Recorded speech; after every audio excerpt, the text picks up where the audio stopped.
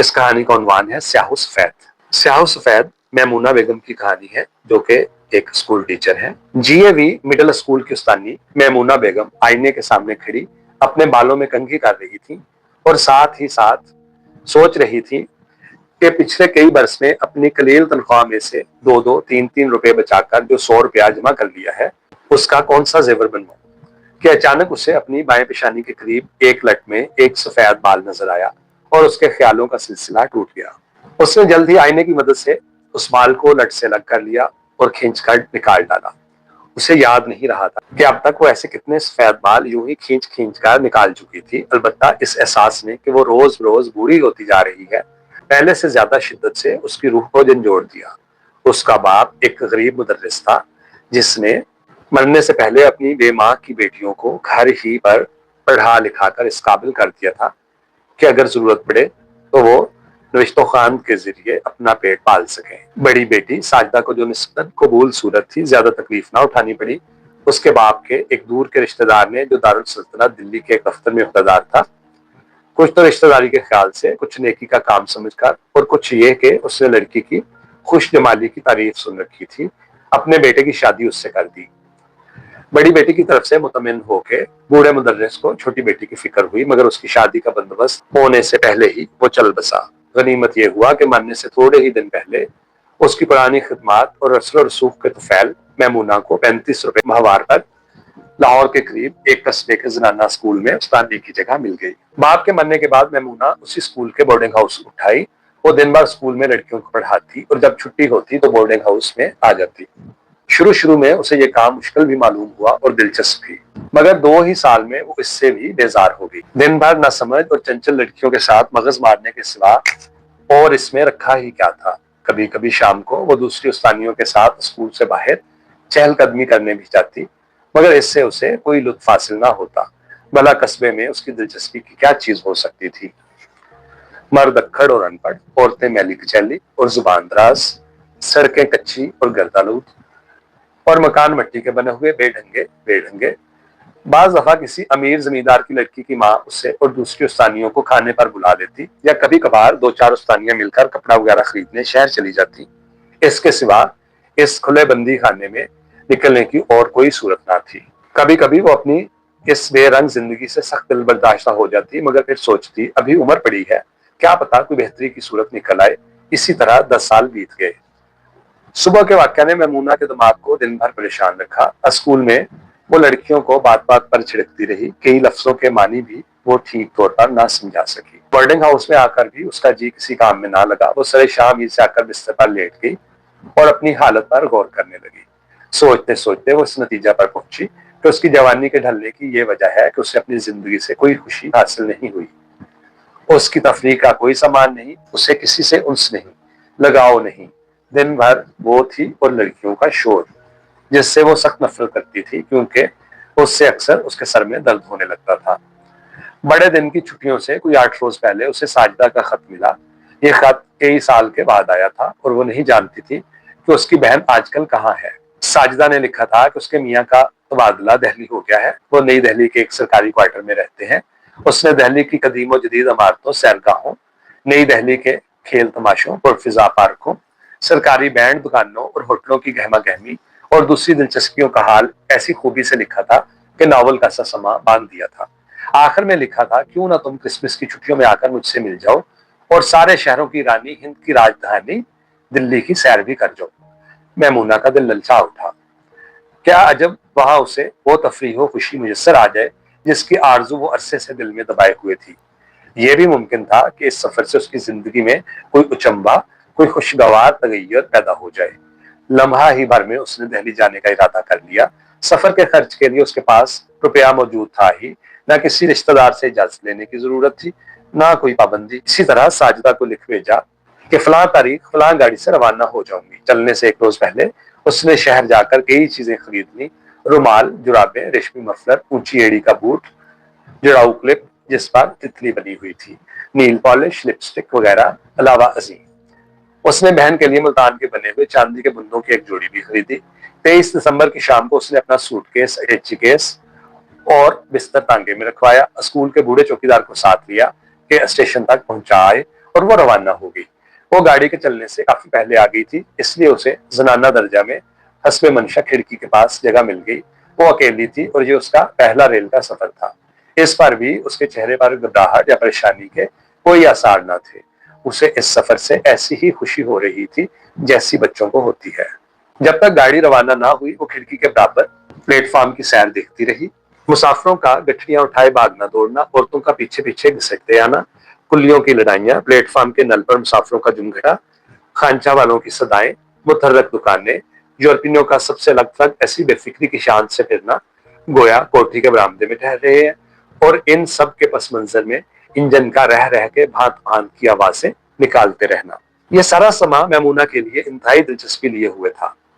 अलावा अजी एक अधेड़ उम्र का ठिंगरे कद का मोटा सा गार्ड, जिसकी आंखें कोयले के रेजे पड़ पड़कर दायमी तौर पर सुर्ख हो गई थी और पपूटे सूजे हुए थे, स्याह वर्दी पहने सिगार के कश लगाता, धुएं उड़ाता एक छोटे से इंजन की तरह बार बार उसके डब्बे के सामने से गुजर जाता था। एक मरतबा उसने सीधा मैमूना की खिड़की का रुख किया, मगर वो रुका नहीं, बस उसे घूरता हुआ वहां से निकल गया। मैमूना उसकी ये हरकत देख देख कर अजीब तिफलाना शौकी से मुस्कुराती रही। गाड़ी चलते चलते वो डिब्बा औरतों से खचाखच भर गया। रास्ते में कोई काबिल जिक्र वाकया पेश न आया, सिवाय इसके कि उसके डिब्बे में 3-4 लड़कियां बहुत शौक थी, जिन्होंने घंटे 1.5 घंटे तक खूब उद्यम मचाए रखा और फिर थक कर सो गई। अगले रोज वो नई दिल्ली में अपनी बहन के यहाँ मुकीम थी।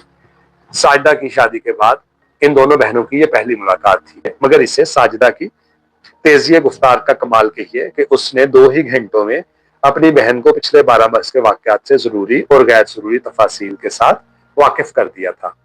उसके 3 लड़कियां और 2 लड़के थे। बड़ी लड़की की उम्र 10 बरस थी, मंझली की 7 बरस और छोटी बच्ची अभी दूध पीती थी। लड़कों में एक की उम्र 9 बरस थी, वो चौथी में पढ़ता था और छोटा बेटा 4 साल का था। उसने शर्माते हुए बताया कि चंद हफ्तों में वो फिर मां बनने वाली है। इसके बाद उसने हर एक बच्चे की पैदाइश, उस मौका के दर्दो करब, अस्पताल की नर्सों की दोस्ती वगैरह का हाल सुनाया। हर एक बच्चे की आदतें, खसलतें, जहानत, शरारतें, बीमारियां, जिस जिस शहर में उसके साहिब को मुलाजमत के सिलसिले में रहना पड़ा था, वहां की खसूसियतों और साहिब की दफ्तरी मसरूफियतों का हाल सुनाया। आखिर में उसने उदास लहजा में रुपए की किल्लत और अपनी तंगदस्ती का जिक्र किया। उसका मियाँ 100 रुपए पाता था, जो नई दिल्ली की रिहाइश, खेल तमाशों, बच्चों की तालीम वगैरह के अखराजात में हफ्ता ही भर में उड़ जाते थे और बाकी सारा महीना हिसाब पर कटता था। उसने तसल्ली देते हुए कहा, फिक्र ना करो, उन्होंने किसी दोस्त को रुपए कर्ज दे रखे हैं जो आज ही कल में मिलने वाले हैं। बस रुपए मिलते ही हम टैक्सी लेंगे और तुम्हें दिल्ली की सैर कराएंगे। जब वो 2 दिन गुजर गए और साजिदा का मियाँ अपने दोस्त से रुपए वसूल करने में कामयाब ना हो सका, तो मैमूना ने बहन के रोकने के बावजूद अपने खर्च से टैक्सी मंगवाई और उसमें दोनों बहनें मैमूना का बहनोई और 5 बच्चे लद के दिल्ली के काबिल दीद मुकामात देखने गए। मगर बच्चों के गुल गुपाड़े और उनकी देखभाल में मैमूना को सैर का कुछ लुत्फ न आया और वो निहायत बददिल होकर वापस आ गई। अगले रोज शाम को उसे उदास देखकर साजिदा ने अपने साहिब से कहा, तुम जानते हो मैं तो पैदल चल नहीं सकती, तुम जाके जरा मैमूना को कनाट पैलेस की सैर तो करा लाओ। उसने बादले नखास्ता हामी भर ली। वो 35-36 वर्ष का दुबला पतला नौजवान था, एक बेचैन रूह। उसकी बड़ी बड़ी आंखों में हर वक्त एक तशनगी और वहशत सी झलकती रहती थी। वो खासा खुश शक्ल था, मगर अपनी नादारी की वजह से अपनी साली के सामने कुछ चिंपा चिंपा सा रहता था। 1-2 दफा उसने तन्हाई में अपनी बीवी को बलामत भी की थी कि ऐसी तंगदस्ती की हालत में तुमने उससे बुलवाया ही क्यों। जिस वक्त वो रवाना होने लगे तो साजिदा ने एहतियात के साथ अपनी बड़ी बेटी कमरुन्निसा को भी उनके हमराह कर दिया। सर्दी खांसी पड़ने लगी थी। मैमूना ने सारी के ऊपर ओवरकोट पहन लिया था। जरा सी देर में वो चहलकदमी करते हुए कनाट पैलेस पहुंच गए। यहाँ की रफी शान इमारतें, फ्लैटों में रहने वाली मखलूक, दुकानों की सज धज और उनकी झिलमिलाती हुई रंगारंग रोशनियां, मशरकी और मगरबी आर्ट के नमूने, सिनेमा घरों की गहमा गहमी, होटलों और कहवा खानों में बुलंद होते कह के, पार्कों में कहीं उजाला, कहीं अंधेरा और कहीं नूर और साया बाहम गुथे हुए, और सबसे बढ़कर यहाँ के खुशपोश नौजवानों और रंग बिरंगी साड़ियों वाली लड़कियों के झुरमट, जिधर से ये झुरमट गुजर जाते फिजा जवानी के नशा से महक उठती। मैमूना इन सब चीजों को एक महवियत के आलम में देख रही थी। दिल्ली आने पर अब तक उसे जो कोफत हुई थी, उसका ख्याल एकदम दिल से निकल गया था। लड़कियों को किसी मर्द की सरपरस्ती के बगैर आजादाना और दिलेरी से फिरते देखकर उसे ताज्जुब भी हुआ और खुशी भी। कुछ देर इधर उधर घुमा फिराकर बहनोई उसे एक जगमगाते हुए कहवा खाने में ले गया। जिसकी बड़ी सिफत यह थी कि वहां चीजों के दाम बहुत कम लिए जाते थे। यह कहवा खाना आला दर्जे के फर्नीचर से मुज़य्यन था और इतना फराख कि 50-60 आदमी बैक वक्त उसमें समा सके। जिस वक्त वो अपनी साली और बेटी को लेकर अंदर पहुंचा तो ये कहवा खाना ग्राहकों से खचाखच भरा हुआ था। एक कोने में एक मेज को खाली होते देखकर वो लिपक कर उसकी तरफ बढ़ा और उस पर कब्जा जमा लिया। थोड़ी देर में कहवा आ गया। मैमूना ने उसकी चुस्कियां लेना और अपने इर्द गिर्द देखना शुरू किया। हिंदुस्तानी, एंग्लो इंडियन और यूरोपियन मर्दोजन बढ़िया से बढ़िया लिबास पहने मजे से कहवा पी रहे और खुश गप्पियां कर रहे थे। वो जूं जूं उन्हें देखती गई उसकी दिलचस्पी बढ़ती गई। जब वो कहवा पी चुके तो उसका बहनोई एक दोस्त को टेलीफोन करने का बहाना करके काउंटर के पास गया और चुपके से बिल भी अदा कराया। चूंकि उन्हें घर से निकले 2 घंटे हो चुके थे, इसलिए यहाँ से निकलकर उन्होंने सीधा घर का रुख किया। जब वो घर पहुंचे तो साजदा ने बहन से पूछा, क्यों, पसंद आया कनॉट पैलेस? हाँ, मैमूना ने अपने जोश को दबाते हुए कहा, बहुत दिलचस्प मकाम है। दूसरे दिन शाम को साजदा के मियाँ को कोई काम था और वो सरे शाम ही घर से निकल गया। उधर मैमूना बनाव संघार करके और नई साड़ी पहन के तैयार हो गई। साजदा ने पूछा, कहाँ की तैयारी है? जरा घूमने जाऊंगी। अकेली? और क्या, अकेली को कोई पकड़ लेगा? कबल इसके कि साजदा आज फिर अपनी बड़ी बेटी या बेटे को हमरा ले जाने की हिदायत करती। वो क्वार्टर से बाहर थी। कनॉट पैलेस पहुंचकर उसने पार्क का रुख किया, जिसके बीचों बीच एक गोल चबूतरे पर पुलिस का बैंड बज रहा था और सैकड़ों मर्द, औरतें और बच्चे उसके गिर्द जमा थे। थोड़ी देर वहां की चहल पहल देखने के बाद जब वो दुकानों की तरफ लौट रही थी तो उसने महसूस किया जैसे कोई शख्स उसके बिल्कुल पीछे पीछे चल रहा है। उसने पलट कर देखा तो ये एक 25-26 साल का नौजवान था, जिसने सबज फ्लैट हैट और फाख्ती रंग का सूट पहन रखा था। लंबा कद, गोरा चिटा रंग, पतली पतली तरशी हुई मूंछें, लंबी लंबी कलमें, आंखों से इलम का नूर और चाल से शाइस्तगी टपकती थी। वो नौजवान तेज तेज कदम उठाता हुआ उसकी तरफ देखे बगैर उसके पास से गुजर गया, मगर थोड़ी ही दूर चल के उसने एकदम अपनी रफ्तार सुस्त कर दी और अब के मैमूना को उसके पास से गुजरना पड़ा। अब वो इस चौराहे में पहुंच गई थी जहां से दुकानों की कतारें दाहिने बाएं एक दायरे की सूरत में गई थी। मैमूना एक कतार की तरफ ज्यादा रोशनी देखकर चल दी। थोड़ी दूर चलने के बाद उसने पलट कर देखा तो वो नौजवान भी उसी सम्मत आता दिखाई दिया। अब के उसे देखकर न जाने क्यों मैमूना का दिल जोर जोर से धड़कने लगा। वो नौजवान कुछ दूर तक तो उसके पीछे पीछे रहा और फिर तेजी से उसके पास से गुजर गया। अब के उसने अपनी नजरें मैमूना के चेहरे पर गाड़ रखी थी। चंद कदम चलकर वो एक बुक स्टॉल पर ठहर गया और अखबारों की सुर्खियां पढ़ने लगा। मैमूना को फिर उसके पास से गुजरना था। ये माजरा कई बार पेश आया कि कभी तो वो नौजवान उसके आगे आगे चलने लगता और कभी मैमूना को उसके आगे आगे चलना पड़ता। उसने सोचा, जरा देखूं तो ये नौजवान सचमुच मेरा पीछा कर रहा है या मेरा वहम ही वहम है। वो एक चीनी आर्ट की दुकान में दाखिल हो गई और वक्त गुजारने के लिए चीनियों की बनाई हुई तस्वीरें, खिलौने, ज़रूफ और कपड़े वगैरह देखने लगी। 5 मिनट के बाद जब वो दुकान से निकली तो वो नौजवान इधर उधर टहल रहा था। दोनों की निगाहें मिलनी थी कि उस नौजवान ने हैट के किनारे को छूकर सर की एक खफीफ सी जुम्बश के साथ सलाम किया। ये हरकत उससे ऐसी गैर मुतवक्का तौर पर सरजद हुई थी कि मैमूना बेख्तियार मुस्कुरा दी। उसके बाद उसने कनॉट पैलेस के 2-3 चक्कर और लगाए और फिर घर की तरफ रवाना हो गई। इस दौरान में वो नौजवान बदस्तूर उसका पीछा करता रहा। जब उसके बहनोई का क्वार्टर चंद कदम के फासले पर रह गया तो उसने अचानक पलटकर नौजवान की तरफ देखा और एक अंदाजे शोखी से भागकर क्वार्टर में चली गई। साजदा उसकी राह तक रही थी। उसे देखकर बोली, शुक्र है तुम आ गई, मुझे बड़ा फिक्र हो रहा था। कहो, कहाँ कहाँ घूम आई? यही कनॉट पैलेस तक गई थी। औरतजात, फिर तन्हा, फिर नावाकफ, फिक्र की बात ही थी। तुम हंस क्यों रही हो? नहीं तो, वो खिलखिलाकर हंस दी। उस रात उसने खुशी खुशी सबके साथ मिलकर खाना खाया। वो देर तक बच्चों से बातें करती रही। आज बच्चे उसे यकायक दिलचस्प मालूम होने लगे थे। उसने छोटी बच्ची को गोद में लिया, प्यार किया, फिर आहिस्ता आहिस्ता उसे हवा में उछालने लगी। कमरा कलकारियों से गूंज उठा। अगले रोज सपहरी से उसने बनाव सिंगार शुरू कर दिया। अपनी सबसे बढ़िया साड़ी निकाली जो उसकी एक अमीर शागिर्द की माँ ने अपनी बेटी के पास होने की खुशी में उसे तोहफे में दी थी। क्वार्टर से निकलकर वो सीधी उस सैलून में पहुंची जहां बिजली के जरिए बालों में लहरें पैदा की जाती थी। ये अंग्रेजी दुकान उसने कल के गश्त में देख ली थी। जब उसके घने बालों में लहरें पड़ चुकी और ताजा तरीन मगरबी फैशन के मुताबिक उनकी आराइश हो चुकी तो वो आईने में पहले पहल अपनी सूरत पहचान न सकी। वो ज्यादा से ज्यादा 20 वर्ष की मालूम होती थी, असली उम्र से 8 वर्ष कम। उसके पीछे उस सैलून की बूढ़ी मिशाता जो एक फ्रांसीसी खातून थी, उसे ऐसी शफकत भरी नजरों से देख रही थी जैसे माँ अपनी दुल्हन बेटी को सिंगार के बाद देखती है। शाम के झपटे मैमूना अपनी खुशी को दबाए झीमती हुई सैलून से निकली। और कनॉट पैलेस के पार्क की तरफ हो ली। वो कोई घंटा भर तक पार्क के मुख्तलिफ हिस्सों में फिरती रही। फिर उसने दुकानों का गश्त लगाना शुरू किया, मगर वो कल वाला नौजवान उसे कहीं नजर ना आया। वो इस कहवा खाने के पास पहुंची जहां वो पहले रोज अपने बहनोई के साथ गई थी। कहवा खाना आज भी खचाखच भरा हुआ था।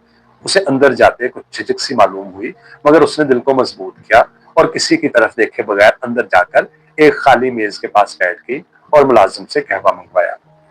रफ्ता रफ्ता उसने कंखियों से अपने आसपास के लोगों का जायजा लेना शुरू किया। हर तरफ छोटी छोटी महफिलें मुनक्किद थी। कहीं अहम मुल्की मामलात पर गर्मा गर्म बहस हो रही थी, तो कहीं बुजला संजी और लतीफा गोई। एक कोने में दो बंगाली लड़कियां, जिनकी चोटियों के सिरों में सुरख सुरख रिबन बंधे हुए थे, सर से सर जोड़कर चुपके चुपके बातें कर रही थी। उनके करीब ही दूसरी मेज पर एक नौजवान बज़ाहिर अखबार में मुनहमिक मालूम होता था, मगर दरअसल वो उन लड़कियों को घूर रहा था। ये सब कुछ था, मगर वो सबज फ्लैट हैट और फाख्ती रंग का सूट वाला नौजवान कहीं ना था। आध घंटे के बाद वो कहवा खाने से निकल आई। इस दफा खासी रात हो चुकी थी। ठंडी और तेज हवा चल रही थी। उसने मफलर को अपने गले के गिर्द लपेटकर ओवरकोट के बटन बंद कर लिए और फिर दुकानों की तरफ चल दी। जैसे ही वो चौराहे के पास पहुंची, उसने देखा कि एक सड़क के दरमियान, जहां मोटरें वगैरह ठहराई जाती हैं, एक स्याह सैलून कार खड़ी है। इसमें दो तीन नौजवान अंग्रेजी सूट पहने बैठे हैं और दो तीन बाहर खड़े उनसे बातें कर रहे हैं। जब वो जरा करीब पहुंची तो इसी जत्थे में उसे वो कल वाला नौजवान नजर आ गया। आज उसने चपस्टर पहन रखा था और सर से नंगा था। वो मोटर के दरवाजे पर खड़ा अपने साथियों से कुछ कह रहा था, जिससे वो सर जोड़े गौर से सुन रहे थे। जैसे ही उस नौजवान की नजर मैमूना पर पड़ी, वो घबरा सा गया और अपने एक साथी को, जो चश्मा लगाए पास ही खड़ा था, कोहनी से ठोके देने लगा। यकबारगी सबके चेहरे इश्तियाक से चमक उठे, मगर जाहिर उन्होंने मैमूना की तरफ तवज्जो ना की और एक बेपरवाही का सा अंदाज इख्तियार किए आपस ही में बातें करते रहे। मैमूना ने उनकी ये सब हरकत भांप ली थी। उसका चेहरा यकलख तमतमा उठा, उसकी पेशानी पर पसीना आ गया और वो मुंह ही मुंह में हकारत से कह उठी, ओह ये बात थी। जब वो जरा दूर निकल गई तो वो नौजवान अपने साथियों से जुदा हुआ और तेजी से कदम उठाता हुआ दुकानों की कतार के उस सिरे की तरफ चल दिया जिस तरफ मैमूना जा रही थी। सिरे पर पहुंचकर वो ठहर गया और जेब से सिगरेट निकाल सुलगाने लगा। मैमूना ने उसे दूर ही से देख लिया था। आज उसका अंदाज कल से बिल्कुल बदला हुआ था। कल वो कुछ गमजदा और उदास मालूम होता था, मगर आज उसकी आंखों में शोखी और बेबाकी थी। मैमूना का गुज़श्ता शब अपने क्वार्टर के सामने पलटकर उसकी तरफ देखना, मुस्कुराना और भाग जाना उससे दलेर बनाने के लिए काफी था। और फिर आज का ये सिंगार, बालों में ये लहरें, जुल्फों में ये बेचुखम। मैमूना को आज उस नौजवान के चेहरे में कोई खास बात नजर नहीं आ रही थी। वो ऐसा ही था जैसे उसके और लफंगे साथियों के चेहरे, जिन पर एक जैसी अय्यारी, हवसकारी, पाजीपन और बेवकूफी बरस रही थी। वो हैरान थी कि कल वो उसे क्यों भाग गया था। उसे यकीन था कि जब वो उसके पास से गुजरेगी तो वो जरूर कोई हरकत करेगा या कुछ नहीं तो कोई फिक्रा ही कसेगा, मगर उसने उसका मौका ही ना दिया। जब उसके और नौजवान के दरमियान कोई 20 कदम का फासला रह गया तो एक दुकान के शोकेस में झूठ मूठ लेसों और फीतों के नमूने देखने ठहर गई और पल भर के बाद वो जिस तरफ से आई थी उसी तरफ लौट गई। चंद ही कदम चली थी कि उसे सामने से सड़क पर वही स्याह सैलून कार आती दिखाई दी। उसमें उस वक्त 4 आदमी सवार थे। उन्होंने ऐसी नजरों से उसे घूरा कि वो एकदम घबरा गई। बिलाशुबा ये कार हल्की रफ्तार से साथ साथ सड़क पर उसका पीछा कर रही थी। तरह तरह के वहशतनाक ख्याल उसके दिल में आने लगे जो उसे सहमाए देते थे। वो रह रह के अपनी कल की हरकतों पर अपने को मलामत कर रही थी। परदेश का मामला था, इज्जत का अल्लाह ही निगहबान था। सामने से एक अंग्रेज इंस्पेक्टर को मोटरसाइकिल पर आते देखकर उसकी ढाढ़स बंधी। उसने दिल को मजबूत किया और ये सोचकर तसल्ली दी कि जब तक वो खुद मौका ना देगी, उन कुत्तों की मजाल नहीं कि मेरे करीब भी भटकने पाए। जब तक वो दुकानों के आगे के लंबे मेहराबदार बरामदे में गुजरती रही, नौजवान ने बथेरी कोशिश की कि किसी तरह वो उसे अपनी तरफ मुतवज्जो करे। वो उसके कभी आगे आगे, कभी पीछे पीछे, कभी साथ साथ चलता रहा, मगर मैमूना ने एक बार भी उसकी तरफ ना देखा। एक जगह कोने में दो बड़े बड़े गोल सतूनों के दरमियान एक तंग मोड़ था, जिसमें से एक वक्त में सिर्फ एक आदमी ही गुजर सकते थे। जब वो सतूनों में से गुजरने लगी तो देखा कि नौजवान उसका रास्ता रोके खड़ा है। उस वक्त इत्तेफाक से और कोई आदमी आसपास नहीं था। मैमूना लम्हा भर के लिए रुक गई और मुंतजर रही कि वो हटे तो गुजरूं, मगर वो अपनी जगह से ना हिला। उस पर एक बारगी वही कैफे तारी हो गई जैसे स्कूल में किसी जिद्दी और सरकश देहाती लड़की की हटदर्मी पर हो जाया करती थी। उसकी आंखों में इंतहाई गैस बरसने लगा और उसने हकारत से तकमाना लहजे में कहा, हटो, रास्ता छोड़ो बेवकूफ आदमी। वो नौजवान दबकर एक तरफ हो गया। उस वक्त 8 बज चुके थे और वो कनॉट पैलेस के चक्कर से निकलकर उस बड़ी सड़क पर पहुंच गई थी जो सीधी उसके बहनोई के क्वार्टर को जाती थी। उधर शिकार को हाथ से निकलते देखकर उस नौजवान ने ज्यादा सरगर्मी से उसका पीछा करना शुरू कर दिया था। जब आसपास कोई ना होता तो वो जोर जोर से आहें भरने लगता। दो एक दफा उसने आशिकाना अशार भी गुनगुनाए, मगर मैमुना ने रस्सी तक ना दी। इस पर वो खुल्लम खुल्ला उसे बाजारी ख्वाबों से पुकारने लगा। मैमुना ने अपनी रफ्तार तेज कर दी। जब वो एक चौक में से गुजर रही थी तो वही स्याह रंग मोटर फराटे भरती हुई बिल्कुल उसके करीब से होकर निकल गई। अगर वो जल्दी से एक तरफ ना हट जाती तो अजब ना था कि उसकी टांग मोटर के पहिए के नीचे आ जाती। उधर वो हटी, उधर मोटर में से आवाज आई, ओ वेरी सॉरी। मैमुना ने अब संभल कर और सड़क के बिल्कुल किनारे होकर फिर तेज रफ्तारी से चलना शुरू कर दिया। उधर वो नौजवान भी उसके साथ साथ तेज तेज कदम उठाता, आशिकाना फिक्रे कसता और राहें भरता चला रहा था। थोड़ी देर में वो मोटर चक्कर काटकर फिर उसके पास से गुजरी। अब कि उसके कान के पास उसका जोर का हॉर्न बजा कि वो डरकर उछल पड़ी। मोटर में से आवाज आई, पैदल कब तक चलिएगा? मोटर में तशरीफ ले आइए ना सरकार। मैमुन्ना का क्वार्टर अब सिर्फ 1.5 फरलांग के फासले पर रह गया था। जो जो उसका घर करीब आता जाता था, नौजवान की आहो-फिजा में ज्यादा से ज्यादा जोश खरोश पैदा होता जाता था। मैमुना ने अपनी रफ्तार और भी तेज कर दी, और भी तेज, यहाँ तक कि वो करीब करीब दौड़ने लगी। उसके पीछे लगातार एक शोर सुनाई देता रहा, मगर उसने बिल्कुल ध्यान ना दिया, न पलट कर देखा। वो हाँप रही थी, फिर भी उसने अपनी रफ्तार में कमी ना आने दी। आखिरकार वो अपने क्वार्टर में पहुंच ही गई। साजिदा ने उसे लंबे लंबे सांस लेते हुए देखा तो पूछा, तुम घबराई हुई क्यों हो? दम क्यों चढ़ा हुआ है? नहीं तो, मैमुना ने मरी हुई आवाज में कहा, और अपने जिस्म को एक आराम कुर्सी पर गिरा दिया। उस रात खासी देर तक रह रह के उसके क्वार्टर के सामने हार्न बजता रहा, मगर मैमुना ने अपनी किसी हरकत से यह जाहिर ना होने दिया कि उसका इससे कोई ताल्लुक है। 31 दिसंबर की शाम को वो दिल्ली के स्टेशन पर रेल के जनाना डब्बे में बैठी वापस जा रही थी। उसके मिनी बैग में सिर्फ चंद रुपए और कुछ रेस्कारी रह गई थी। 100 रुपए के यूं बेकार बेमसरफ उठ जाने पर उसका दिल भर भर आता था।